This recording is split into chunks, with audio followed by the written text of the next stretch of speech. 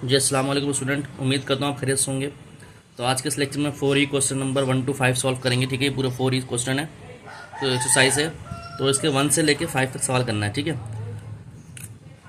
ये देखें 1 से लेके 5 तक। अच्छा, as related I return all question in the notebook and solve on it. So student 1 में कह रहा है if y is equal to 3/5x plus 24 find the value of y when x is equal to 12। ठीक है, और 2 में कह रहा है इफ a बराबर है Y square minus X Z upon 5 find the value of a when x is equal to 2 y is equal to -1 and z equal to -3।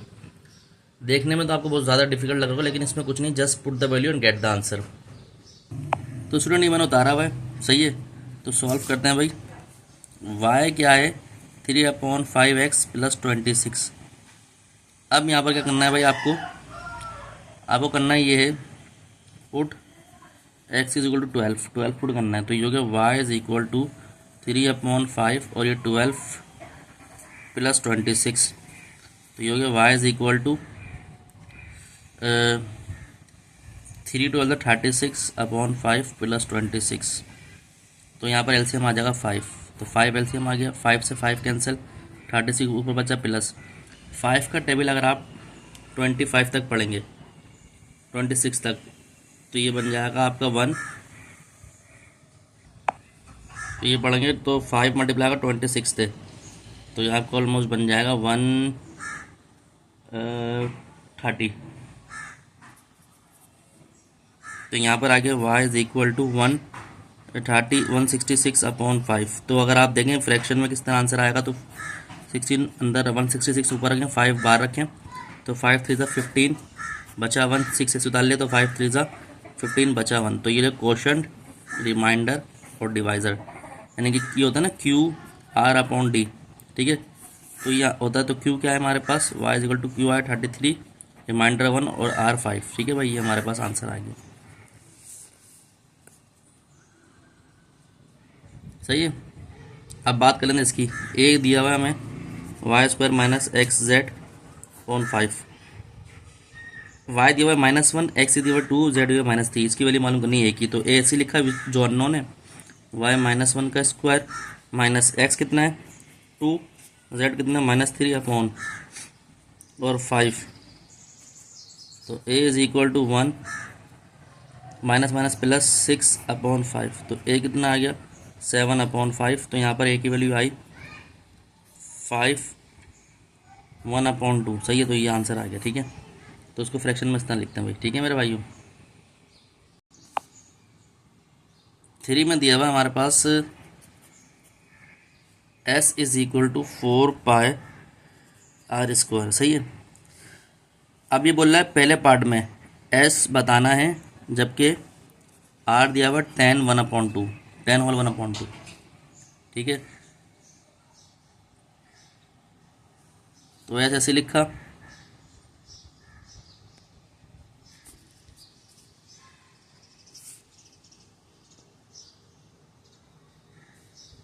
Four ऐसी लिखा।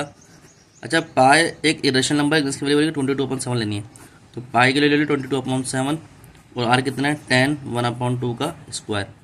तो s इज इक्वल टू 4 22/7 ऐसे लिख लिया। इसको कर लेते हैं 12 2 10 20 20 प्लस 1 21/2 का स्क्वायर, ठीक है भाई।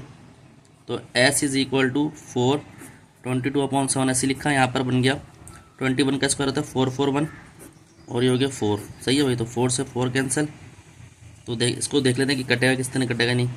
तो ये 4 4 1 डिवाइड करेंगे 7 से, क्योंकि कट रहा है ना। 7 6 42 बचा 2, 1 ऐसे आ गया, 7 3 21। तो ये तो कट गया, मतलब 7 1 7 7 63 ये आ गया। तो s बराबर आ गया 22 मल्टीप्लाई 63। तो कर लें 22 मल्टीप्लाई 60, 22 63, 3 2 6, 3 2 6 मल्टीप्लाई 6 2 12, 2 इधर बचा 1 इधर 12 और 13। तो ये हो गया 6831। तो ये हो गया s इज इक्वल टू 1386। तो ये हमारे पास आंसर आ गया, ठीक है भाई स्टूडेंट। अच्छा भाई, क्वेश्चन नंबर 4 की बात कर लें। 4 में आपको दिया हुआ है मेरे भाइयों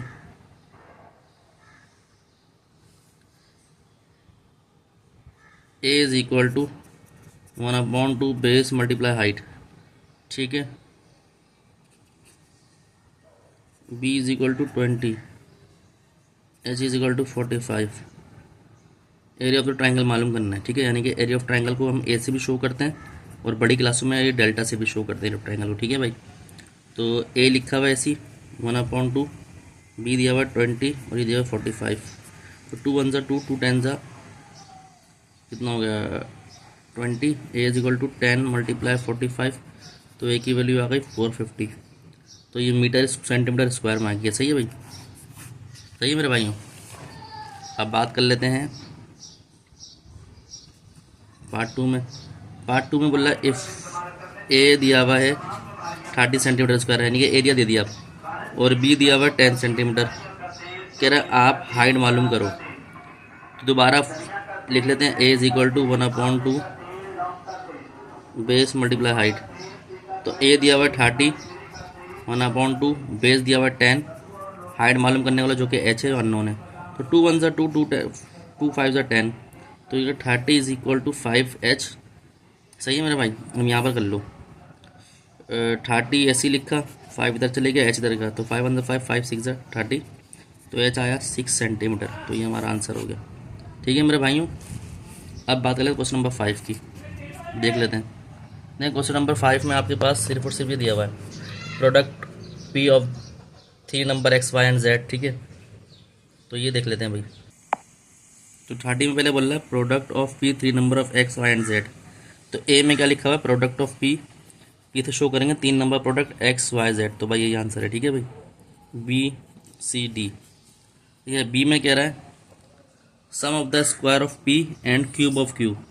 सम of the square of P का स्क्वायर का सम और क्यू के क्यूब के साथ। तो सम कह रहा है तो एस से शो करेंगे, S is equal to P square plus sum हो गया square of the cube, Q का क्यूब, ठीक है। और इसमें क्या कह रहा है भाई, इसमें कह रहा है average A of 4 number M N P and Q. Average कह रहा है ए, यानी कि एवरेज को ऐसे शो कर रहे हैं, यानी कि जैसे हमने पी प्रोडक्ट को पी से शो करा, सम को ऐसे शो करा, एवरेज को ऐसे शो कर रहा है।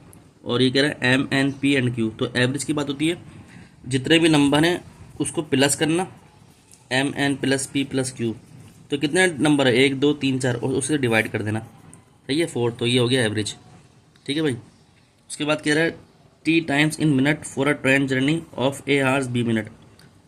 तो टी कह रहा है in minutes for a train journey of A hours B minute. A hours बोल रहा है ना, तो ए आवर्स ए ऐसे लिखा, आवर्स कह रहा है तो मिनट में कह रहा है, तो मिनट में निकाला 60 ए प्लस बी। तो ये हमारा इसका आंसर हो जाएगा, ठीक है स्टूडेंट।